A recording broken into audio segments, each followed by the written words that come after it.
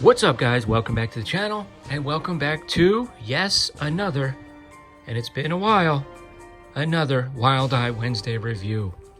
You know, back when I started my channel and I made friends with people like Hobbs Horror on YouTube, I learned about this company, Wildeye Releasing, that releases lower budgeted films, mostly horror films. That's what people associate with them.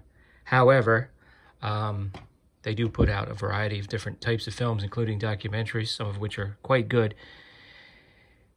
And I joined in Hobbs and a lot of other YouTubers who would have Wildeye Wednesday reviews as a way of sort of promoting lesser known films and up and coming filmmakers. And then Wildeye actually came out with a specialized line called Visual Vengeance, where they would take some really obscure older films from the 80s and 90s, clean them up, reissue them with tons of special features. Take a look at all those special features there. Lots of interviews, another Super 8 short, episodes of a TV show, just tons of commentary. And they would also issue them with lots of extras. You know, you get like all kinds of things, which I'll show you in just a moment. So this film has been reviewed by Hobbs and by Horrific Nightmares JM and by the Horror Man, who, by the way, even has a VHS copy of this, which looks like this cover art. So I love that they give you the original cover art. You can also flip this around and you'll get the same cover art that's on the poster that comes with it. So yes, you're seeing a man dressed in a jester costume being chased. So let me review the film first, and then we'll just take a look at some of the things that come with it. I've just shown you most of them. But essentially, let's read the quote about De Palma.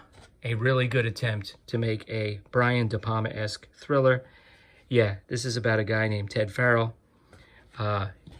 He works at a college, and he's working on like sound editing, and he edits together like radio mysteries. You know, I guess back then they would be for radio. Now you can find such things on the YouTube as well, on the internet. But, you know, with all the different sound effects and the voice acting, and he's the editor for things like that, and he's working on a big project. And he's actually put it off. He's got 24 hours to get it done, but he also works for a company that you can rent people out in costumes. So he's actually asked to come to a party wearing this jester costume, and yes, the bells are jingling like the whole time. Where he goes to the wrong door. Knock, knock, Ted. It's the wrong door. He knocks on the wrong door. A woman answers. She seems to be in distress. It's somebody that he knows from campus. She seems to be trying to tell him something. There are voices in the background. The person from the next room where the party is comes and gets him as he's in the party, and they're kind of making fun at him, and, you know, that's why they have him there. He just can't stop thinking about what happened, and what I like about it is it's very sort of true to life. Like he just couldn't process it all in the moment, but he's putting it together, and that woman seemed to be asking for help, and she seems to be under some kind of a distress. Well, as soon as he can break away from this party, he goes back in. The door is open. He goes in, and he finds a body, and that's pretty much sets off the chain of events where he is chased nonstop throughout the movie. There are times there's a body in the car. There's some chance meetings with some strangers out on some sort of country roads. Are they people he can trust or not? That kind of a thing. So the fact that this is a low-budget film, which, by the way, was made by college students, to me, showcases some strengths and weaknesses. The weaknesses are pretty much understandable, given the budget. Some of the lighting is a little off. There are people that come out of the shadows, and it's actually kind of hard to see who it is for a moment or two. But a lot of the dialogue seems like really natural. Like when he's talking to his college bros, that's kind of the way that people talk to each other, you know, in college. And the guy, who's played very well by Matt Femley, you know, he comes across as just like a regular guy. So I thought it was pretty interesting. And as I said, it comes with all kinds of special features. Really solid release for film fans. In addition to the poster and this little card here, which also has some of the original art, you get these stickers. Take a look.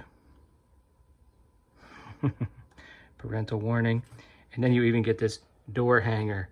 Do not disturb the disturbed. The wrong door. There's another side of it too.